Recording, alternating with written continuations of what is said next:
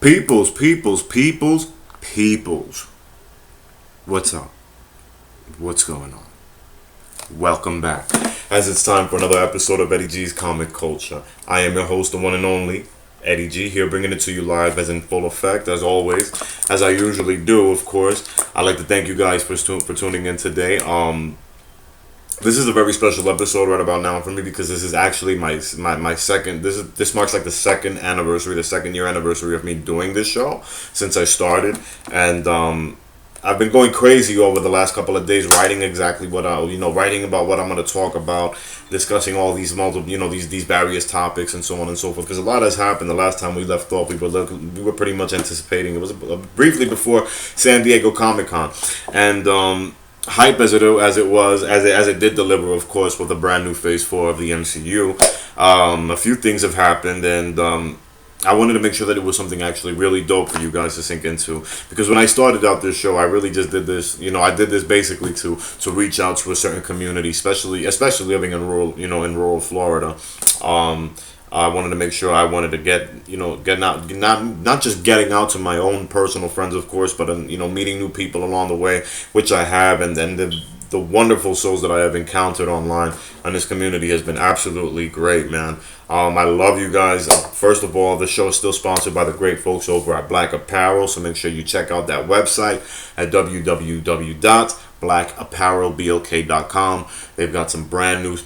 They got some brand new shit up there right about now. As far as the drip is crazy, so make sure you drop a hint right there on that website. Make sure you pick something else up, and don't shortchange yourself. Especially don't shortchange yourself right now, especially with the kids and all that. Especially if you guys got kids out there, they definitely got apparel for children as well.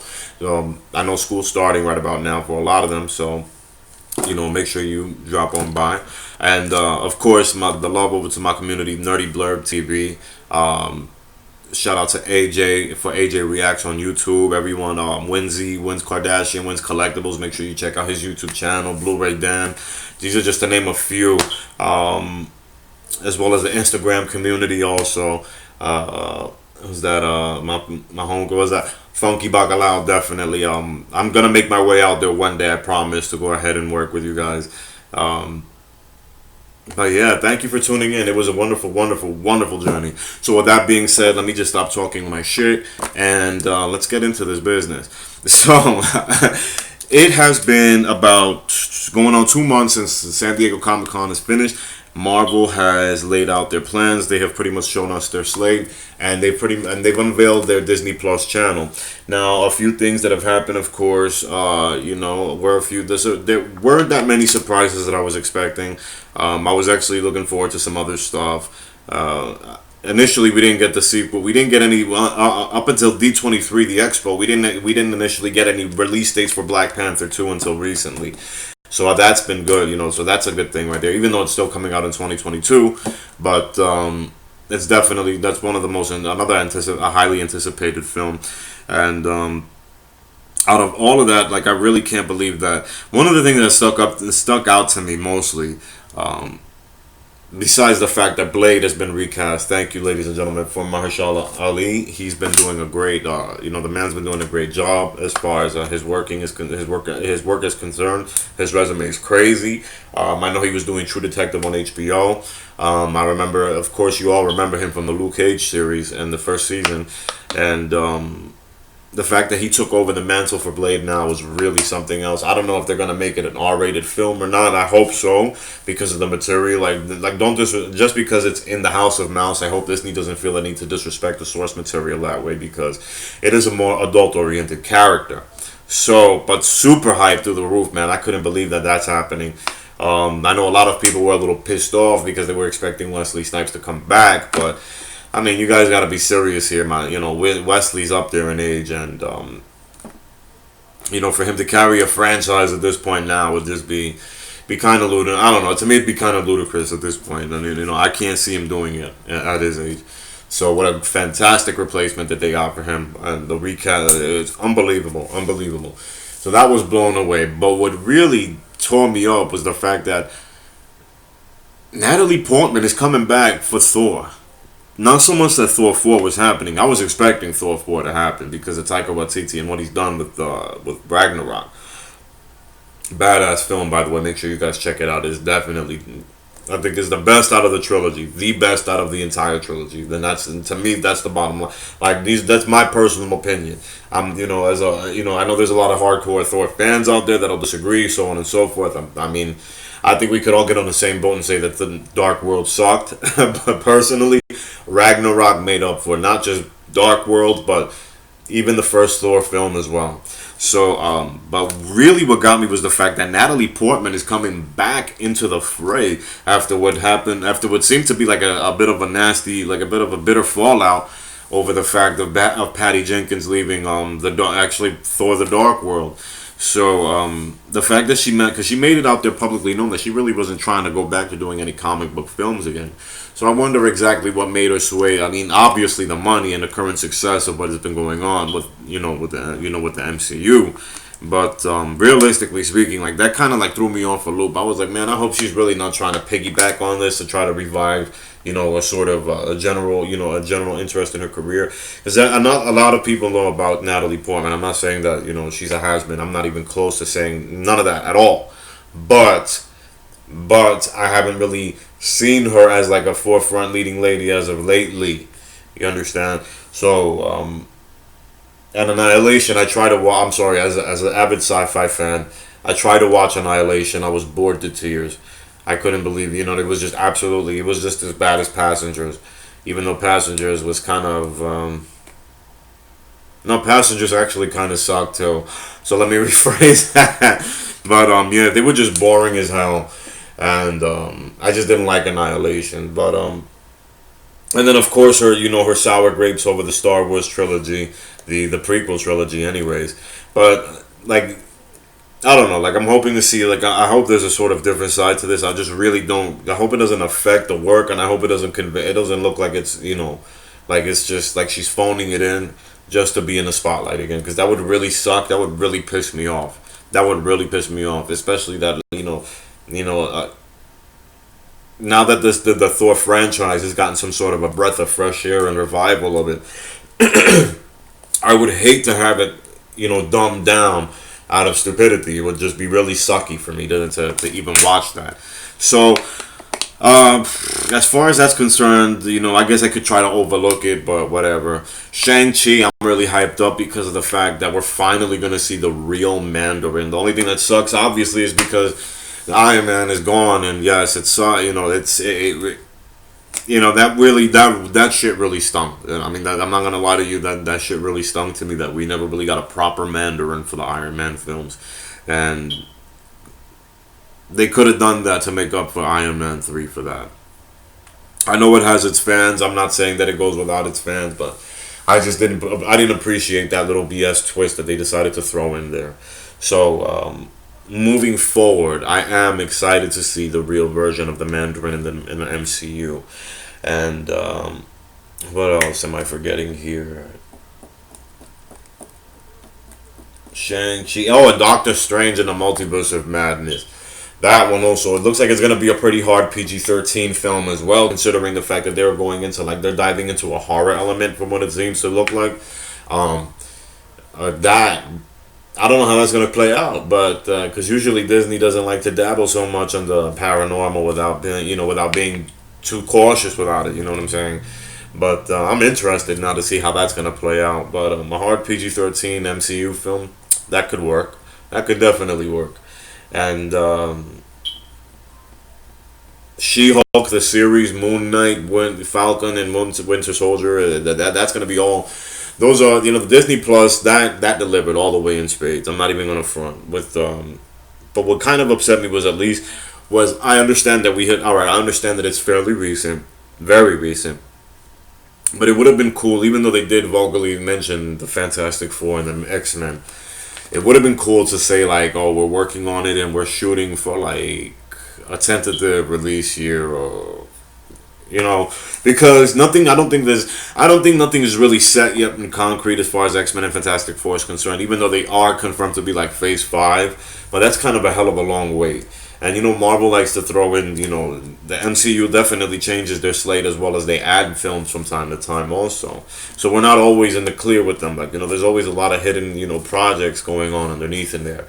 So, and they're really good at that. And that's, they've been really great at keeping things like that under wraps. So you can't even, I'm not even going to knock the hustle on that. Like, that shit's just, but at the end of the day, like, it would have been cool to have, like, at least, I guess, I don't know, like a rough guess or an estimate as to when they would have, like, a release date. You know what I'm saying? Like a certain year, or just like a certain span of, a certain year span. Like, expect something like within 2022 or 2023 or God knows what. Because that's a hell of a long time, man. I mean, is Phase 4 really gonna go that long? You know what I'm saying? Like, that doesn't look like that much movies to span out, but you never know. But Black Widow, that the only thing I'm gonna be honestly about the good thing about Black Widow, and the one thing that really got, I think the Black Widow's got two things going for it. Taskmaster is gonna be a hell of an awesome villain to see, and then you got the Red Guardian. That's another thing that's gonna be a major thing. Those are gonna be the two selling points as far as that's concerned. I'm not too sure about the rest, but I think we should have like we should be getting some sort of a teaser soon enough. But honestly, considering the fact that it's taking place in between Civil War and Infinity War, like, okay, even though we kind of know the fate of it all, it's not gonna really generate that much of a buzz because we already know that she's dead, and in Endgame. But honestly, like, I'm excited for that for those two reasons. I'm interested. Let me just say that. Let me actually rephrase that. I'm more interested than excited for the Black Widow solo feature just off the strength of that alone. Because like I already know, because I feel that the fact that we know what's happening towards the end, what her fate is, what lies ahead for her in the future, it takes away the impact. I mean, I don't know. It could be different. I mean, they could be like, it could be different. Like they could have like a hell of a story in their hands to really, because it's supposed to really dive into Natasha's background in in this film, which would make a lot of sense. You know what I'm saying? Like because they didn't really go over that at all ever since she showed up in 2010 in Iron Man 2. So there was never really any focus on her past, as far as her origin is concerned. It was just, brought up throughout. It was, brought up throughout the movies. That was it, mentioned here and there.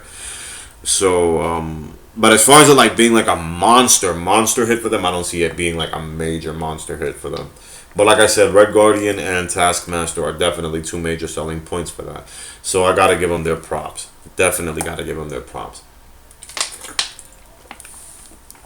And Falcon and Winter Soldier, I want to know how that U.S. Agent is going to come out looking as well, because I was a fan of U.S. Agent. It's been a while since I've read his material, but I've always been a fan of the U.S. Agent, and I always was considering, like, I was curious, like, when are they ever going to bring him into the fray?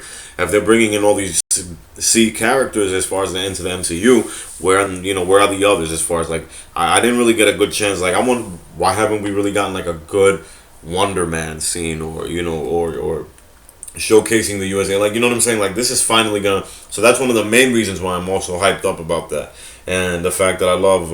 Plus, I love the Falcon and Winter Soldier characters, and as in their own right, especially the cinematic versions of their characters. I think they're just phenomenal. So, but that was just that was an icing on the cake for me, was U.S. Agent's appearance in Falcon and Winter Soldier. So with that being said, I'm extra hype on that. Moving right along, though. Moving right along. I want to get into the next portion. It's time for me to do my review. That's right, my review. And the review that I am going for tonight, the review I'm making for tonight, actually. Oh, and before I do that, before I even mention that, I knew I almost forgot something. I had this guy here, this wonderful guest of mine, Hero, He-Man's son. I'm getting into it right now. Masters of the Universe will be returning to Netflix shortly as a sequel, a continuation of the original series produced by Kevin Smith. It's going to be an anime, which is awesome. I can't believe. I just hope if it's going to be animated in that sense, I just hope they keep the traditional designs of the characters and just just don't go too crazy with it. But I'm so hyped right now for this. I can't wait, and hopefully they introduce him as well because he never got his chance to shine in any of the cartoons also, because he's the adopted son of He-Man. Why not? The hell with it. But yeah. So moving along, I wanted to get into my review of It Chapter 2. That's right, It Chapter 2. As you guys know, it was released over the weekend. It made some pretty serious bank. Apparently, it made $91 million in the domestic box office. I did check it out. And I'm gonna say, well, first off, in the rating of anywhere in the rating of 1 to 5 stars, I gotta give it a 3.5. I'm gonna give it a 3.5. And I saw the movie. It was first of all, let me get this out of the way. It was wonderfully shot. The cinematography is great.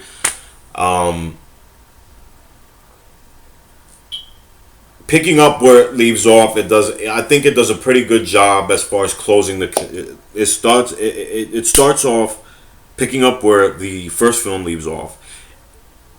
But one of the major selling points for this movie to me was the way that it concluded. It wrapped up, everything nicely. So it was a good film. It wasn't a full-on horror film, per se. With that being said, because it's more of a suspense the way it goes along. Let me get into this. The gang is already, the movie takes place 27 years after the fact of the original events from the first film. The gang has already pretty much grown up. They've moved on. They're on their own, doing their own thing. They have their careers.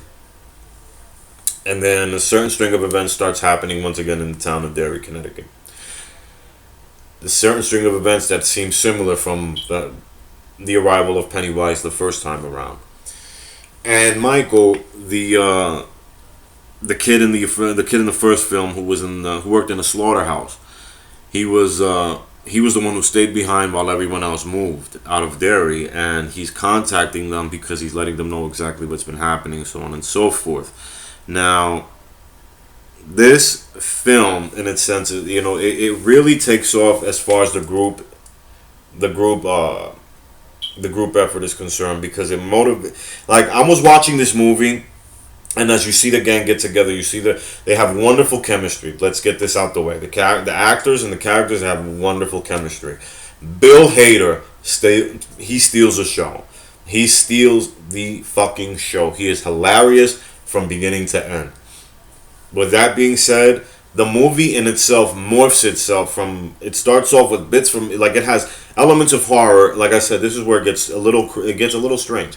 It has elements of horror throughout the film, but it becomes a suspense at throughout the majority of it, in a sense where it just becomes this group adventure. It's like I was comparing this. I was watching this movie and I was thinking to myself, I was like, this is exactly what the Goonies 2 would look like if it was done in a much more adult, mature theme.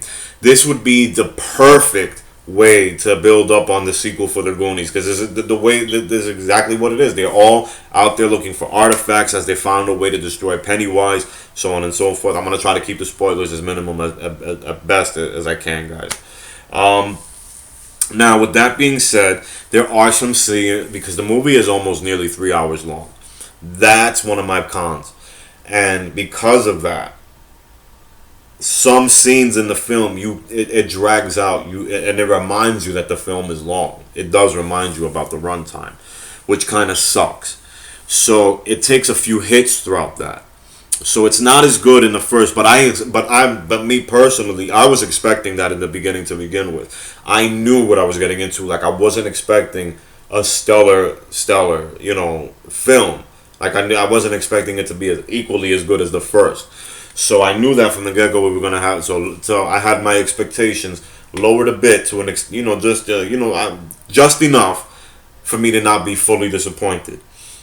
So as I was saying, there's parts in the film where there's certain scenes that drag out, and and it remind you, like, you start remembering, like, damn, this movie is pretty long, and some of that shit could have been definitely cut down. Could have been cut down some for that, because certain things were just, certain things they were playing on with the. I don't want, like I said, I'm trying not to get into many spoil. I'm trying not to get into spoilers, but certain relationships that didn't really happen, like, they didn't need, there was no need to build, or emphasize on that. Like, there was nothing growing out of that, nothing developing out of certain relationships, so there was no real need to actually keep it going that far for that, to overly explain the shit. So that's where that's where it started taking a few hits as far as the film's concerned. But other than that, I thought everybody, like, everyone, the dynamic was still cool. James McAvoy, he's a cool cat. I like him. He's not, I'm still trying to. I'm gonna be honest with you. Even after seeing him in the X-Men movies, still, like, I mean, like, I'm not. I haven't really warmed up to him as of yet. As an actor, like, I don't know, for some reason, like, I'm. It's nothing against him personally, but it's just, I mean, I did love him in Split. I'm not gonna lie. I didn't see Glass, but I did love him in Split, and I thought he was awesome. But as far as, like, everything else is concerned, like, I don't really, like, he's in, like, I'm starting to see him in a lot of stuff nowadays, and it's getting a little too noticeable for me. So that's what I'm saying. Like, he was my least favorite actor in the, even though he wasn't terrible at all, but he was my least favorite actor but that's my own personal opinion due to his own, to me personally, with his own overexposure. But it's definitely a good time in the movies. It's definitely fun. Like I said, it just cuts out. It extends itself a little too much during certain scenes, and like I said, it takes away from some parts of the enjoyment. It takes away from it takes away from the suspense, just to a degree, not too much, but to a degree, it does take away some of the suspense. So with that being said, definitely give it a check it out. Like, I give it a solid 3.5 stars. I love the way that it concluded the film, and it was great seeing the kids back as well, the original losers from the first film, and it was great seeing them all. But it was a fun time, definitely. So make sure you guys check it out. Now, as far as this my vintage section is concerned, I wanted to discuss something with you guys. I've been playing, and I was actually talking to a friend of mine the other day. I actually made a post on Instagram. I wanted to ask everybody exactly, what was your favorite Super Mario Brothers 3 versus Super Mario World? Which one was your favorite and why? And I gotta be honest with you, a lot of people, surprisingly so, not so much surprisingly so, but a lot of people really voted for Mario Brothers 3. And I'm not taking, don't get me wrong, I'm not taking nothing away from the achievements or accomplishments of Super Mario Bros. 3. I love Super Mario Bros. 3. It is a classic Mario game. But its impact on the genre, to me, has taken away, and has overshadowed more so than anything else, Super Mario World. Even though, to me, Super Mario World, I never owned a copy of Super Mario Bros. 3 until much later. I didn't play it until I had the Game Boy Advance, and I was addicted because it was revamped. It was the revamped version. It was because I never got the Super Mario All Stars for Super Nintendo. That's one of my personal childhood gripes. I can't go into right now. I still have sour grapes for that shit. But I never ever got a copy of Super Mario All Stars for my own. So I always played Super Mario World because it came with the SNES, and I was an avid fan of that game. Let me tell you, I went ham with I looked for all of the secret levels, the special levels, all of them, all the different colored Yoshis, all of them. That game was my Buddha temple. That game was my synagogue. It was my church. It was my everything, because it was everything for me when I was coming up in that, in '93. Because I got a 90, no bullshit. No, I got a 1993, that's right. I believe, 93 or 92, Jesus Christ. Fucking brain farts, man. But anyways, it was such a great game for me. So I was like, you know what? I wanted to see who would actually, who would actually vote for what, because I remember Mario Brothers 3. And I remember the hype for Super Mario Brothers 3 very well. I remember the McDonald's Happy Meal toys. I remember the hype, the main hype that came off for the game in itself came off of that Fred Savage film, The Wizard, in 1988. When that movie came out, I think it came out in 88 or 89. Well, I think it's 80. Yeah, I think it was 89 because the game came out in 90. And that movie blew the roof off with the anticipation and hype of Super Mario Brothers 3. And the fact that it came out to that precise exact copy, everyone was going ape shit. The designs were, the animation was crisp. The music was better. And it was just it introduced a map system that map system that was the eventual layout for Super Mario World. And it really was like a bomb ass game. Like, it really was a good game. But then, Mario, because Mario could fly and all that other crazy stuff. He had the frog suit also, which was pretty dope. They gave him different costumes, a Tanuki Mario bear suit. He was dope as shit. I'm not gonna lie. It was, they gave him all kinds of. But then they kind of like switched it up in Mario World. That was one of my main gripes about Mario World. Was like, why the hell would they do? Like, why would they do that? Like, why would they introduce all of that dope ass shit in Mario Brothers 3 and then just take it away in Mario World? Because don't get me wrong, I did love the fact that we got a cape instead, and everything else made up for it. But still, like, I always wanted that dope shit. Like, I always wanted a Tanuki Mario in Super Mario World. I always wanted all of that, but I never got it. But anyway, but to me, after playing both games, I gotta be real with you. The only thing, to me, I gotta give it to Super Mario World, me personally. Mario Brothers 3 edges out Mario World in the music department only because of the innovative soundtrack. That it was the first time that they changed it up for Mario. You know what I'm saying? Like, that, it was like the first change for Mario, because it had Super Mario Brothers 2 had like some sort of circus music that was a little eerie for my taste. I don't understand. Like, it was it was crazy. It looked like it had like some it was like a circus soundtrack for Super Mario Brothers 2. It made absolutely no sense because there were no clowns at all. And there were no clowns in any of the Mario games up until Mario Odyssey. So that made no sense to me. But when Super Mario 3 came out and they dropped that soundtrack was knocking. I'll